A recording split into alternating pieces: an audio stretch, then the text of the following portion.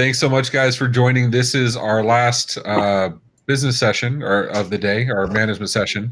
Thank you for joining us. I'm very proud. This session is going to be sponsored by Compliancy Group. Hopefully, you guys got a chance to watch that video at the beginning when you joined. Remember, Compliancy Group, your total HIPAA compliance solution, allows you to standardize your stack and differentiate your MSP.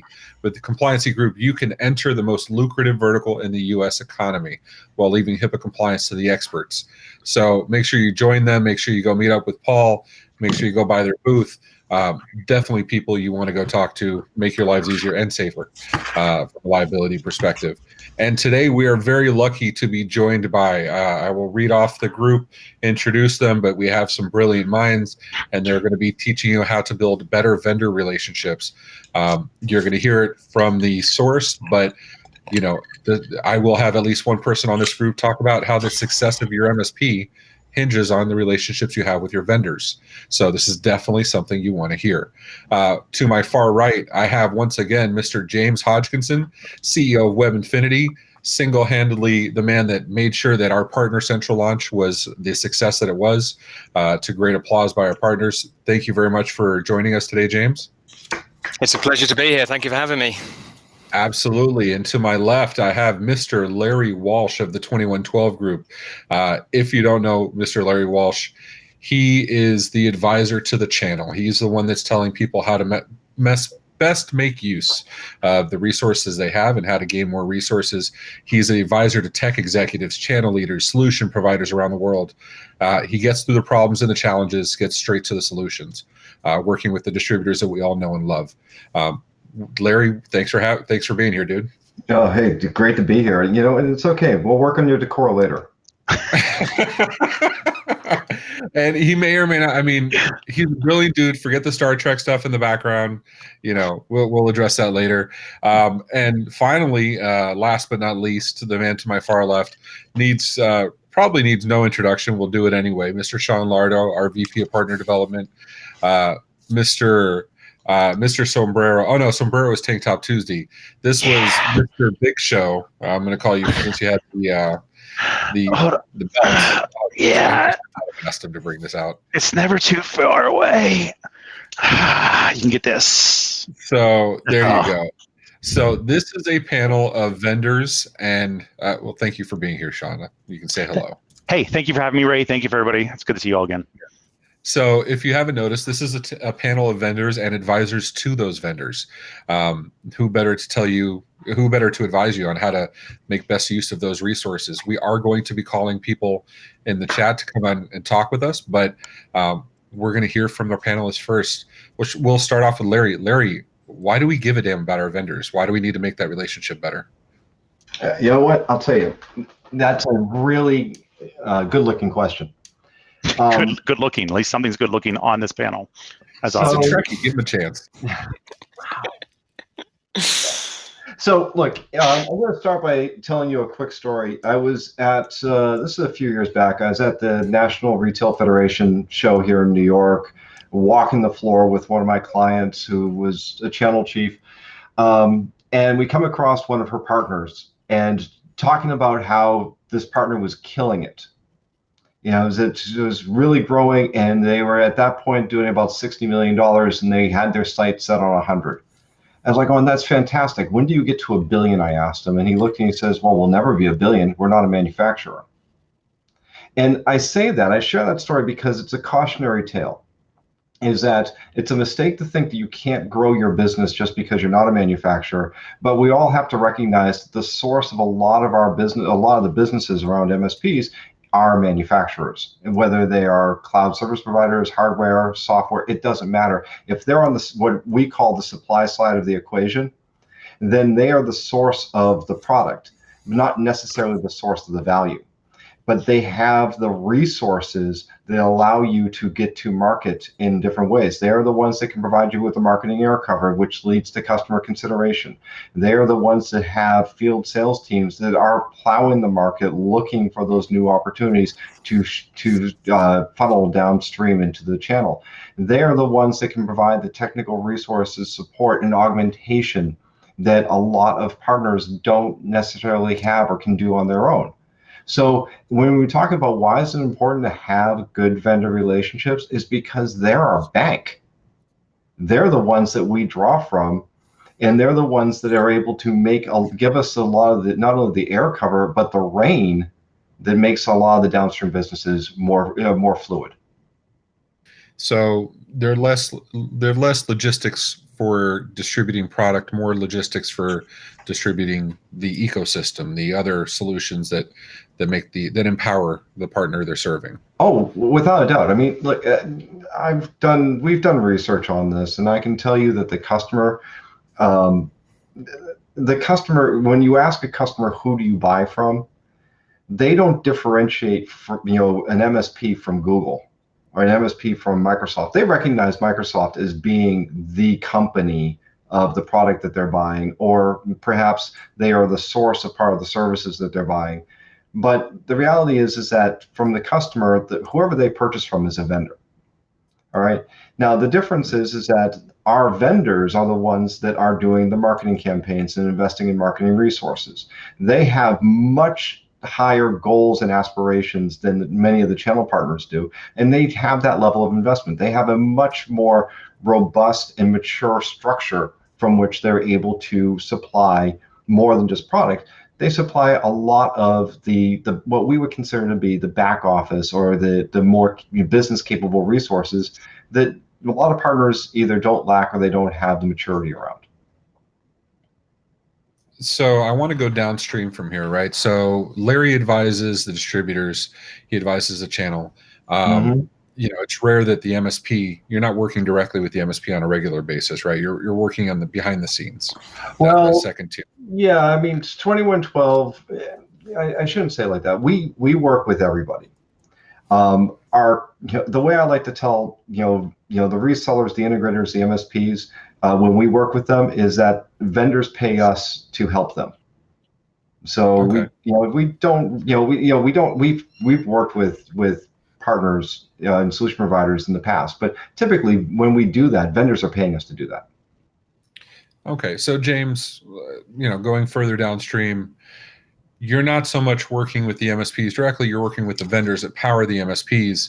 I mean, if we're going to talk about providing resources to those MSPs in terms of how to access their MDF, how to access their documentation, their presentations, their education, how to see it's your platform. Your platform's what's doing this, is what powering this.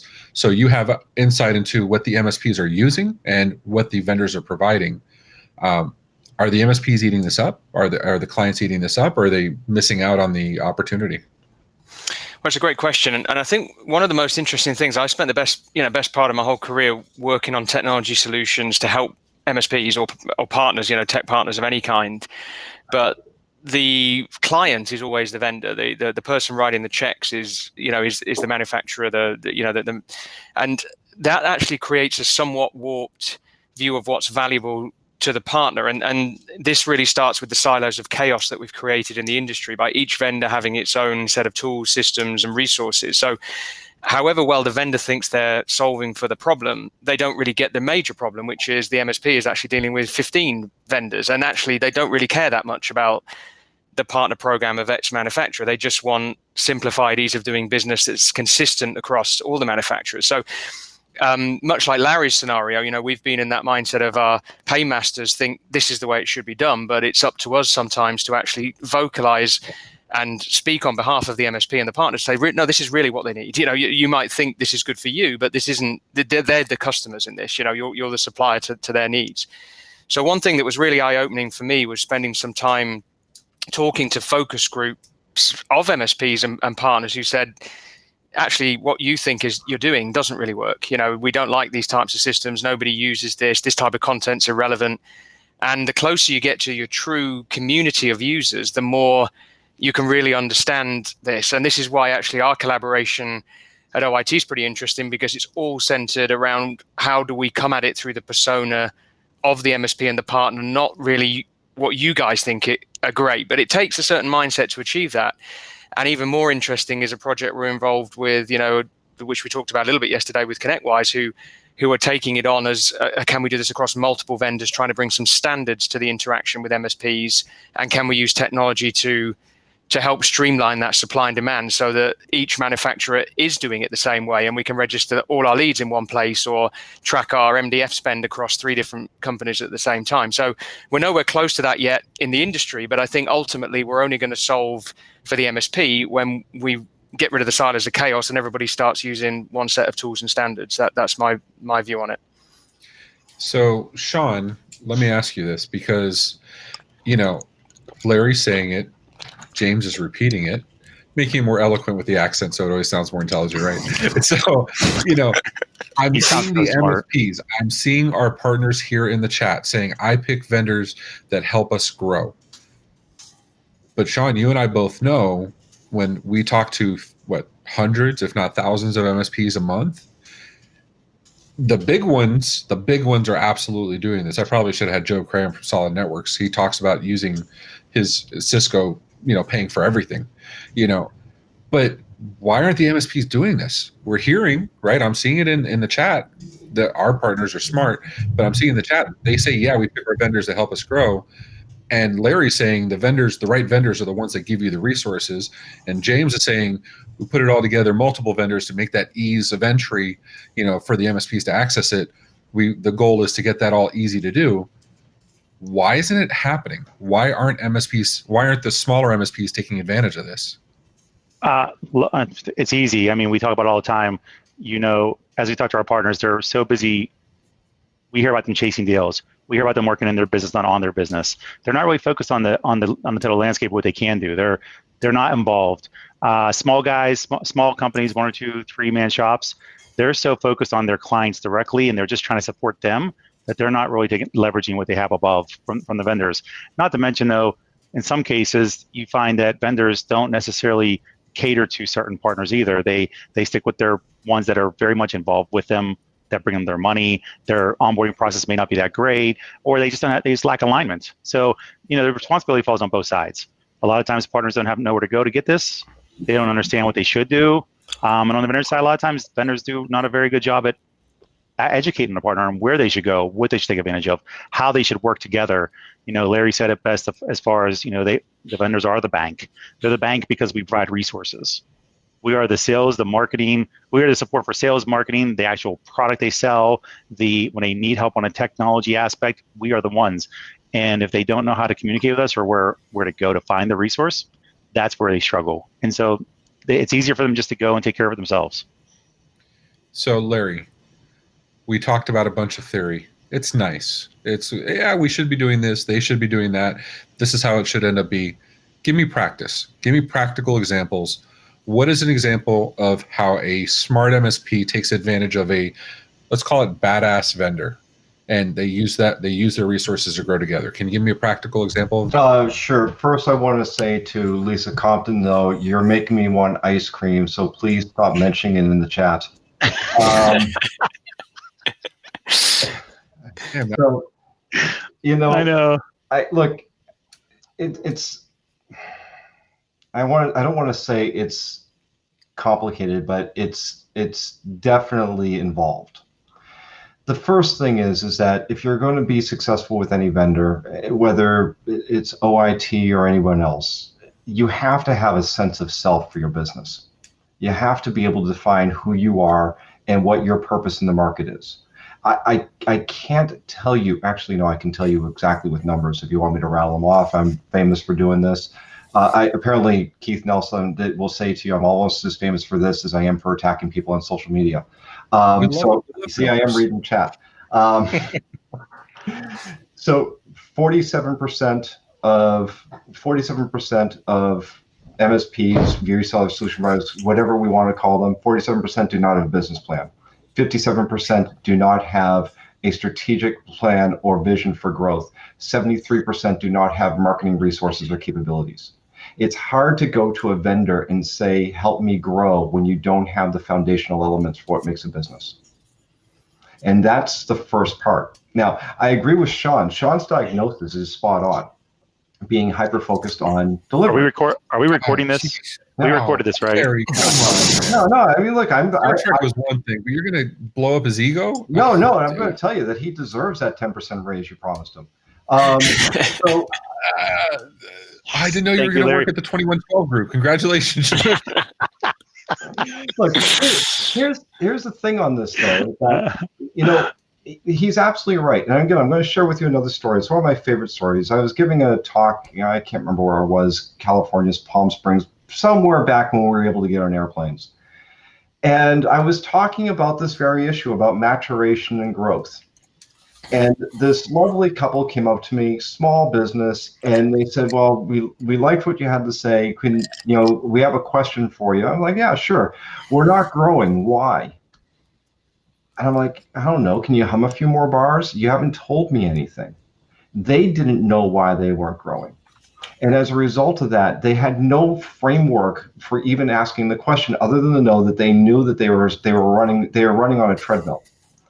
And come to find out, what it was is that they were so, and I'm not going to be popular for saying this. MSPs get really hung up on service delivery to the point of where they will sacrifice the things that will help their businesses get better in the name of maintaining quality. But in doing so they'll say, "Look, if we sign up these customers, then we have to hire more technicians so we can get out there and we can service these accounts." The problem with that is that they will not invest in salespeople. They won't invest in marketing because they will perceive that as creating more of a burden. And that's what they have to get over. Once you get over all that stuff and you actually have a framework, adding salespeople is absolutely a burden. I mean, right, Con? But I'm sorry, Larry. You were saying something very poignant, and go ahead, sir. You know what? And look, and you're the guys who are drinking. I haven't even started yet. So, but I think that's before you can even go to talk to a vendor about getting the help that you need to grow your business. You need to be able to talk with them on their terms and in their language and act like them as well. Couldn't agree more. Yeah. So BJ, I invited BJ, William Pote from ETOP Technology out in California. The core tenets of this conference is we're marrying practice and theory, right? And I have the highest esteem for everybody on this panel. Maybe not everybody. I don't want to name anybody in Pittsburgh. But he's talking about me. We know that. Shoot. I have the highest esteem for everybody on this panel, but I want to call BS if there's BS to be called. And so we are talking things at a 10,000 foot point of view. I want to talk to somebody on the boots on the ground, and that means an MSP. So BJ, you own an MSP out in California. I've been watching you talk and chat about vendor relationships and how you pick your partners. Does this make sense to you? Do you feel empowered by the better vendors out there? It very much helps. Take your time, BJ. No rush. Right? I know. Take a deep breath there. Just take a good pause. There are some vendors that you work with because that's what's out there, not because you love it. It's like we're talking kind of like the Ingrams of the world. Like sometimes you just have to deal with what you deal with because there's no way around it. But we used to do, unnamed VoIP provider here. And then when I can work with a company like OIT, it makes it so much easier to be able to have that personalized relationship. And I could make more money on the telecom side when we resell voice, but I work with a company that really takes care of us. I mean, I get my own project manager. I get a lot of care and feeding, even though I make a little bit less. I would rather make a little bit less and know I'm being really taken care of. And then it's part of also why I participate in some of the vendor, I do a lot of IAMCP type things because it gives me, Microsoft is such a big company. I'm never going to get, let me phrase that. It's going to be a long time until I become a Microsoft managed partner. But I can go to IAMCP, work with, talk to those same managed partner people that are giving those huge, $100 million MSPs better that information. And it helps me feel connected and tied into Microsoft as a company because I'm participating in that event. So yeah, I mean, the more engaged, I also try not to have too many partners and vendors because it gets out of control really quick. So I think we'll go backwards up the chain here as I ask this question, and Keith asked a very interesting question. I want to get BJ's opinion first, and we'll limit it to we'll keep it short answer so we can get everybody's answer. But Keith's asking vendor resolution. How do you balance loyalty and relationships against the best new flavor? Right? We see pop-ups all the time. We see new vendors all the time saying, we now do this. How many AV vendors are there out there? 14,000, 15,000, and you get that FOMO, and then you have the relationship with your current vendor and the ones you love. Like you were talking, right? Yeah, there's other telco vendors out there. There's guys that give 6x biffs, and there's guys that we give personal attention. Sure. How do you balance that and say, I want to go check that out, but I'm loyal to who I have because I'm happy with what I have? What's the deciding factor for you, BJ? If you can say it in a few words. See that now you're putting a qualifier on it. Yeah, I took 200 words to ask my question. You get 5 to answer it, so I will kind of treat that like I treat the news. Like I don't watch news very much because it distracts me from the quality of life I want to have. There's a lot of new vendors, but sometimes I don't think you should be naive, but I also think that you need to focus on running your business and keeping the vendor partners that you have working. And if it doesn't work, make the change. But if you're just changing because of one whiz bang feature, you're going to spend a lot of time spinning your wheels. Thanks, BJ. And I'll bounce you down so you can go, so we can invite other people up. But thanks for your participation, man. I appreciate it. Sean, same question, man. So there's lots of stuff out there, and we have it as vendors too, right? We had this conversation with James that he's not the only partner portal company out there. There's probably another 4,000 or 5,000 of those out there. I exaggerate slightly, but you had a relationship with James. Besides having an awesome product, you had a relationship with James, and that was a major part of the product selection. Absolutely. So how do you balance that? At what point does new and spiffy become better than the relationship we have, or why is the relationship better than new and spiffy? Well, the new and spiffy, there are always the old jokes of I have this great, oceanside beach property in Idaho you can buy, right? It's beautiful. That means absolutely nothing. However, yes, I did select James though, because James and I have a relationship where I could bounce it off of what I need. He was listening to me and he was providing for me what my needs were. And also there's always, and when you know how companies act, what their culture is, and they're willing to work with each other. Yeah, Keith, you didn't stump me yet. I even bought my shirt up for you. But the point is that I know that I can rely on James. If I come to him and I see something that I see a competitor talking about they may have, chances are if he's a good vendor, he's already looked at it anyway. He should be giving me an answer. Okay, he should be telling me, hey, this is on our roadmap. I don't know if you saw the current trend of X, and that relationship is what's important. I know we're in a partnership together. I'm going to make requests. I'm going to say there's needs. I'm going to talk about the customers, my customers' needs, my partners' needs, whatever it may be, and he's going to listen to me. And maybe he can't provide it yet, but he'll look for a workaround, and he'll also start to talk and engage with me on what the next step looks like in the future. And I like that. And we do the same thing. We go over to vendors and say, look, I see, and the best vendor relationships we have are the ones that we can go to and say, I see this out there. Do you have anything planned for that? Or what's your thought on it? Right. And partners come to us all the time. I see Snap HD video. They've been begging for this for a year and a half, especially with the COVID stuff, the last 6 months, they've been going nuts for it. The partners came and asked us, and they would ask us all the time. We didn't have those answers. But you have to be able to have that conversation. James, how do you take it as a vendor when, your clients are coming to you, right? And they're saying, this platform does this, that platform does that. And it may be something you don't have. How do you, what's your take on it?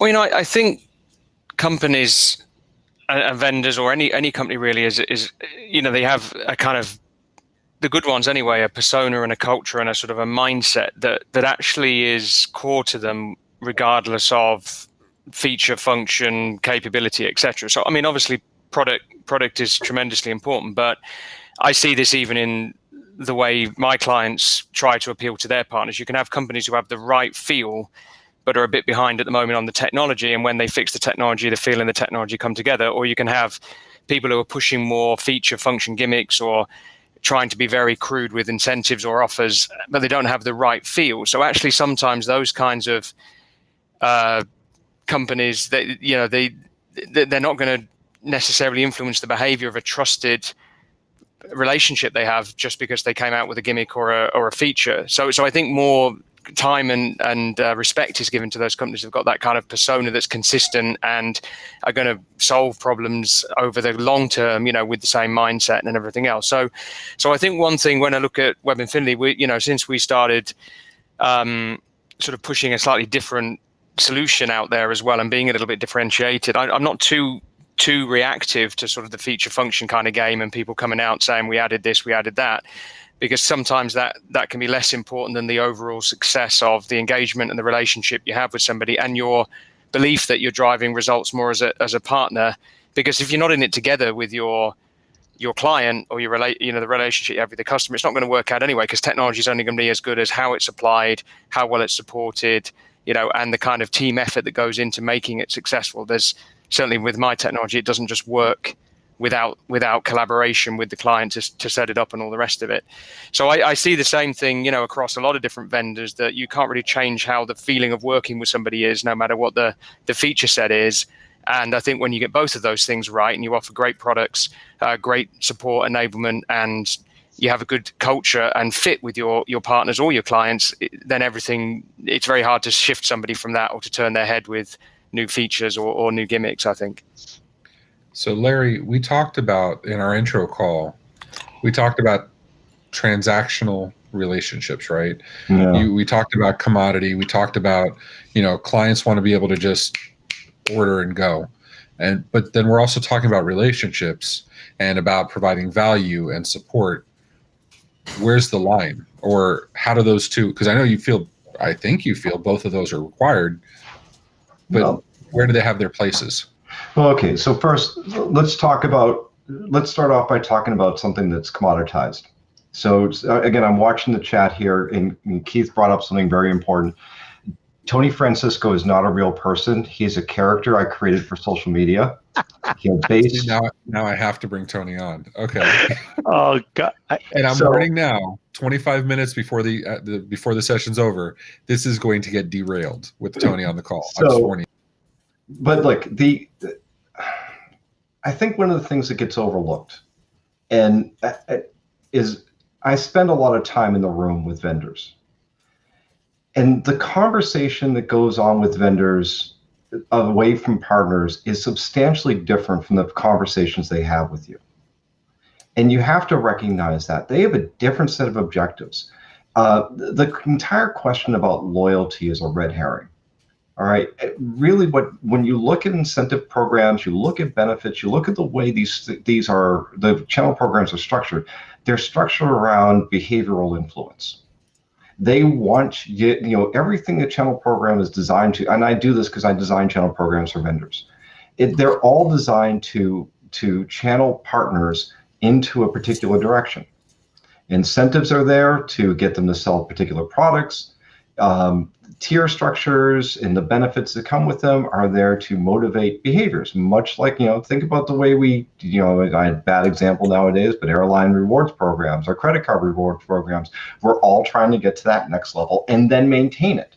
Because we know that if we lose, if I lose my diamond status on Delta, then I'm going to have to sit in kettle class.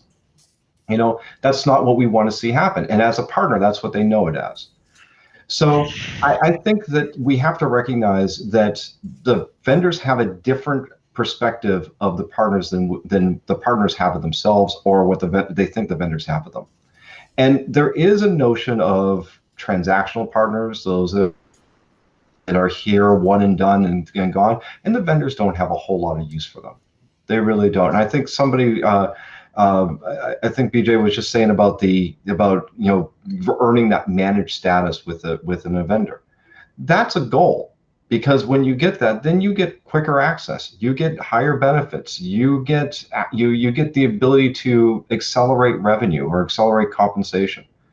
And there's a benefit that comes with that, but recognize that is the behavior that the vendor is trying to instill in you. The last thing I'm going to say about this is that if you have a business plan, if you have a sense of what your value proposition is, and a business plan to direct where your business is going to go, then you will be able to make smarter decisions about who you partner with and who you don't.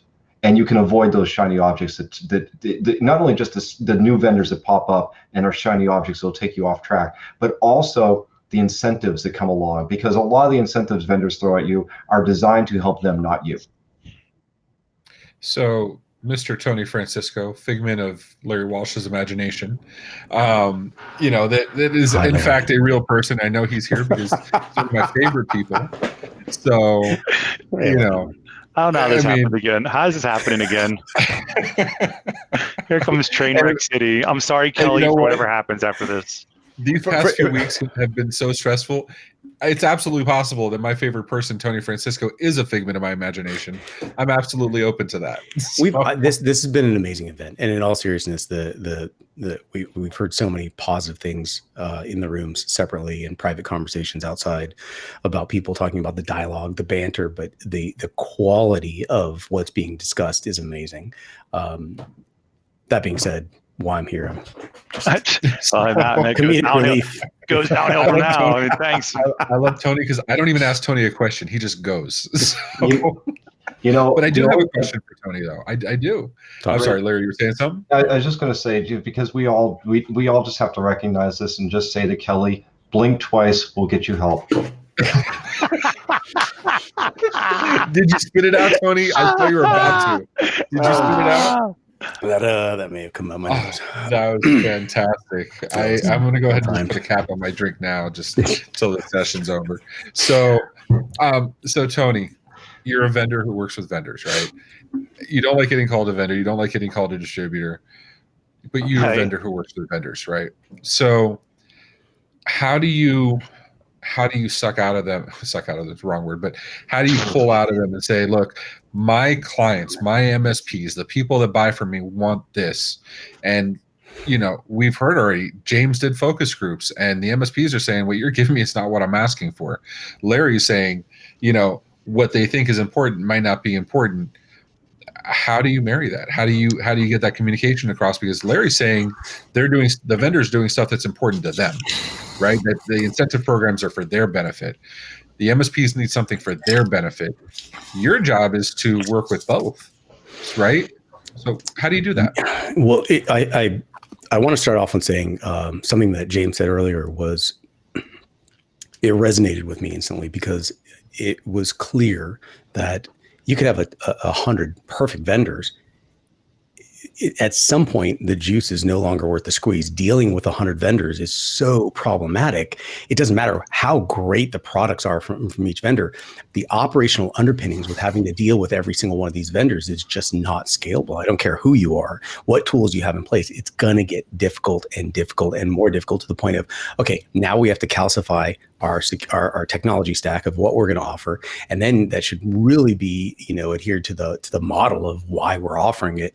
And now we have the tools in place, the technology in place that we can wrap processes around. We can stack policies on top of that are interchangeable, but it all comes down to the vendor and managing the volume of vendors, which is ironically a direct opposite but equal part of what Larry was talking about. Vendors are going to do what vendors are going to do. And if it happens to meet your particular model, your particular offering, your particular value, hey, that's a match made. If it doesn't, whose fault is that? I mean, let's be honest. People are going to get mad at the vendors. This vendor is better. Actually, it really depends on your perspective, because we're all talking about the same thing, just a different perspective. So I think we're all saying the same thing, but it really depends on everyone in the audience. How does a vendor work for you? And the vendor that works for you is not going to work for the vendor to the MSP right next to you. So, and vice versa.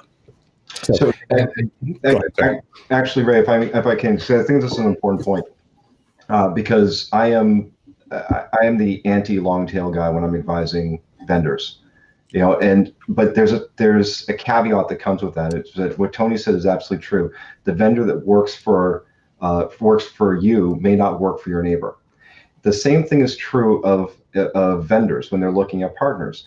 Their gold, you could be their gold partner, but you could be somebody else's long tail partner.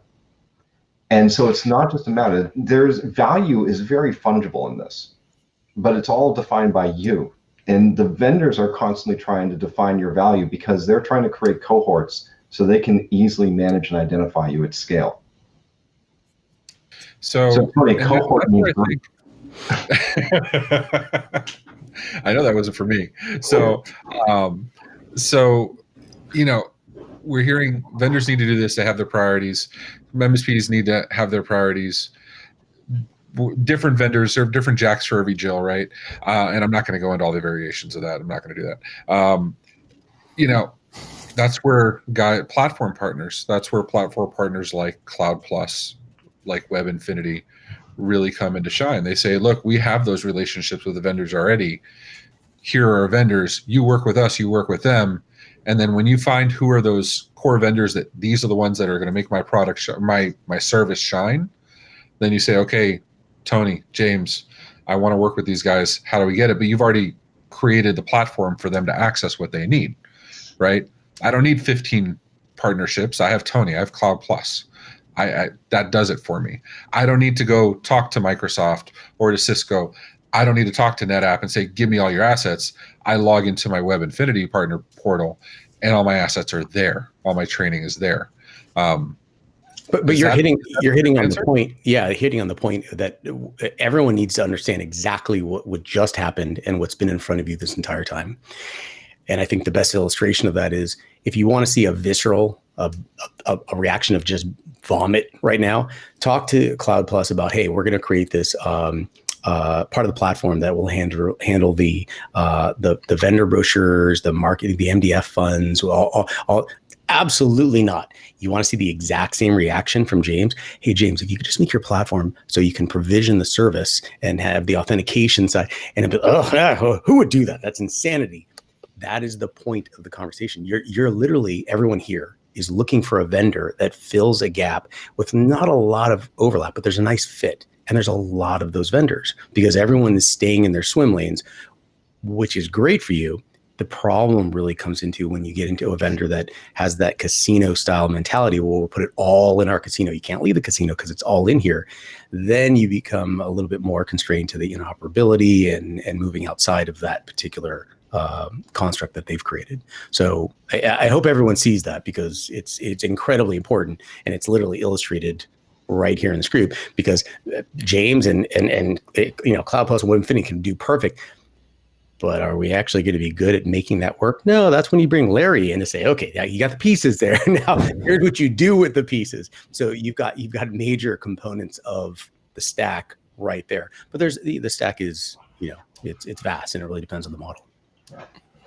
Yeah, absolutely. So Tony, if you don't mind, I love you, brother. I'm going to kick you back to viewership because I want to bring some MSPs up on here too. I took my sombrero off to come on this. I don't know why you did that. So James, and he did confirm he was wearing a tank top under that shirt, by the way. So James, let's bring it back. Okay, you have MSP needs, you have vendor needs. You get to hear from both, right? You have, or let's we don't even need to say MSP. We have client needs, we have vendor needs. You're placating both, or you're addressing both. How do you walk that line? How do you communicate that and say my MSPs need this, my vendors need this, and keep both parties happy?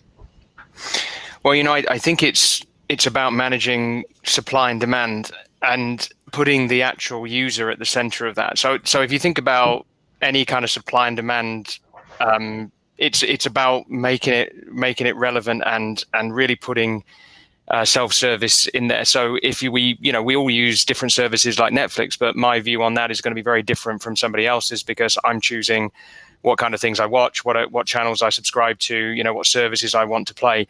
So really it's only me who can define what to supply to my demand. And I think one of the things that we're trying to say is, look, there's no way to really know everybody at the individual level. So from a technology perspective, the vendor's role is to fulfill supply to demand, so to organize and provide the right content, tools, materials, and to Tony's point, actual ways of doing business like provisioning and procuring software or marketplaces.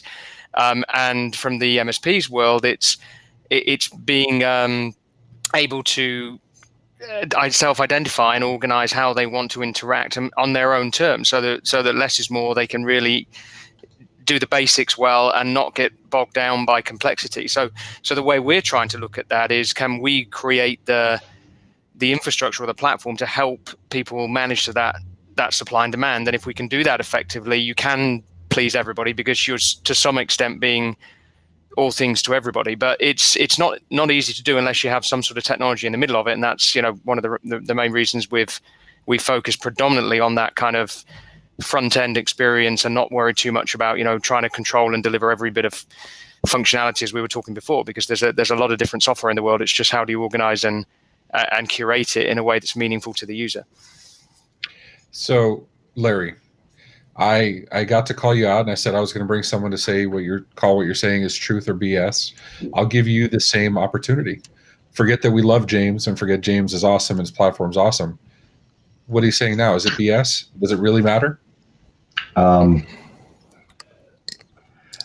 want to say first is that I am a Web Infinity user, and I think that it is 2112 uses Web Infinity as well. It's a good platform, and I think James is telling a good story. It doesn't always match reality. I think some of the things, particularly the things he's doing with the ConnectWise program that he's building, is a good example of trying to reach that level of cross vendor, cross market accessibility that others have tried.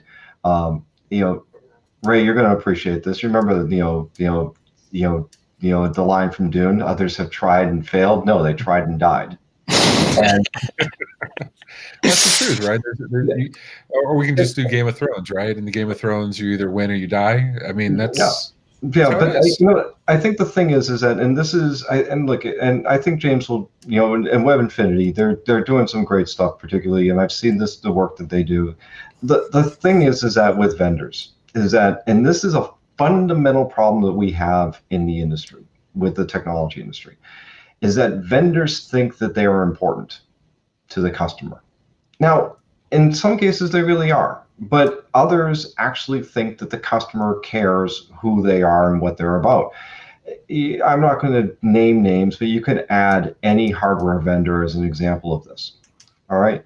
And the reason is that I'll never forget this. I was at a conference, and this is a while ago when cloud was still just coming around, and somebody came up to me, a partner came up to me and said, "Cloud is everything. Do everything in the cloud, forget everything else." And I took his iPad away from him. I said, "All right, well, take me to the cloud now." And he goes, "Well, I need my iPad." I said, "No, you said I didn't need that anymore." The thing is that the vendors think that the customer needs to know that they're there in order to maintain their market share and their loyalty. And as a result of that, they will do things to keep the market divided so that they can maintain attention on themselves. And hence the reason why a lot of these cross-vendor, these cross-market platforms don't get a lot of headway. The vendors have fear that if you have too much access, then it will make it easier for you to port your business between them. So they're scared of the platforms like Web Infinity? Is that? I wouldn't say about like Web Infinity specifically. No, I don't mean to call it specifically. No. But I mean, every attempt I've seen at a multi-vendor configurator, a multi-vendor quote price tool, have always failed. I mean, I have a horse in this race, so I will withdraw my opinion, other than saying I love James and I love Web Infinity. Glad I came on this call. I mean, how can you not love James? He's got a I like how Larry says, I use Web Infinity and I'm a client and I think it's great. And then he gives all these opinions. But I think the point is that you could have the greatest platform, but if you don't use it right, if you don't organize it right, it's irrelevant. And that's what Larry was kind of saying, as far as he took it away, and where's your cloud now? What do you have? So You have nothing. That's not my takeaway here, though. I'm not gonna let Larry skate by with this. Okay, my takeaway is vendors don't really want a multi-vendor, multi-platform, or a platform to handle multi-vendors. They don't want you to be able to switch easily. They want you on their thing. So Absolutely. Guys that come in, like a Cloud Plus, like a Pax 8, like a Web Infinity, what James is doing with the ConnectWise marketplace, that we sorely need from the MSP side, because that's exactly what we want. the vendors don't want this. They're terrified of this. Am I misquoting you here, Larry? Is that well, no. Here, let me give you an example. If you want to know something that truly scares the bejesus, because we can't use other words on this, right? Fuck. All right. So if you really want to know what scares the shit out of vendors, it's what happened to Energizer. And I have multiple vendors who repeat this story. Their nightmare is Energizer batteries. And here's why: is that Energizer sells Energizer Duracell. They are still the market leaders for disposable batteries. They started selling on Amazon, and they were there, selling alongside each other as well as the Amazon Basics brand. Amazon now controls 95% of the online battery sales. And that's the reason why vendors are terrified of multi-vendor platforms, whatever form they come in, is because they lose control. Okay. So James, the hard words you've been hearing, man. What's your response here? Well, I think it all comes down to trying to be able to still maintain control within the context of a shared marketplace. So the way we kind of reimagine this is that, obviously when you do a private installation, so if we go and work on a partner program with a vendor privately, they still have to make decisions on control. They have to say, only our distributors can see this pricing, only our gold partners are able to get this level of discount, only our reps who are in this territories, can act on these promotions. So that's already an issue in the private enterprise, because two partners aren't created equal. So they still have to manage that. And, a brand new partner who just signed up isn't going to be able to get to confidential information and register deals and all the rest of it.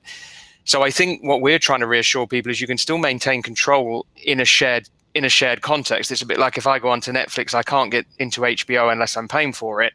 So what we've got to show the vendors and reassure them of is this is a more effective way of managing and maintaining relationships and control, because you're still making the rules. You don't have to accept people in. You don't have to friend request. Think of it like a friend request from a partner who wants to engage with you. You're still the one who's saying, I allow them to see my stuff. I allow them to interact with me. But if we can bring standards to the supply and demand, so that a sell sheet is a sell sheet, a deal reg is a deal reg. I agree with Larry. I think integrating transactional processes and quoting and CPQ, that's all a bit deep for me. I think if we can just create some basic connective tissue between the simplified engagement between MSPs and vendors, and everybody's in one store, everybody wins. But there is a battle in reassuring vendors of that and the privacy and all of it that goes along with it. But that's where I think tech can help, because you can demonstrably prove that they still have control and it's still secure and safe for them to conduct their business in a shared portal versus doing it themselves. I appreciate that. So guys, we're at 5 minutes till, I want to be respectful of time. We have other stuff going on. James, Larry, Sean, thank you for your time. Tony, BJ, thanks for coming on and talking to us. Definitely appreciate each of you. Guys, their profiles in the lobby let you know exactly how to get a hold of them. Follow them. They're brilliant. They have tons of information. And regardless of their individual opinions, their end goal is to help the channel and help the community. So it's we have a vested interest in following them because they're the guys that affect our day to day. Larry, James, Sean, thank you very much. I want to make sure you guys are, the day is not over. It's been a long day, but the day is not over. We do have our happy hour at 6 p.m. We are actually going to have giveaways this time. It's not hardware. It's going to be cash. We have Amazon gift cards, $300 in Amazon gift cards. We are having a trivia contest. All are welcome to join. Sponsors are not allowed to win the prizes. Sorry, sponsors. But absolutely everybody else is welcome to come. The smarter MSPs on this call will get a sponsor in their group because they may or may not have some of the answers. Anyway, James, Larry, Sean, thank you very much, guys. I appreciate you. One more thing I wanted to say, compliancy group couldn't join us here, but they did want me to pass along a message. Sign up this week with them, $500 off their partner program. Which is an awesome value. If you know them, they don't actually give discounts ever. They never give Right. discounts. So thank you guys for doing that for these people. Yes, Yeah. take advantage of that. And you can click on their link on the top right, their logo. Go to their booth. Yeah. I know Paul's there. There you go. All right, guys. Larry, James, Sean, thank you very much, guys. Have a good Hey, one. thanks so much. Thanks, everybody. Bye, everybody. Well done.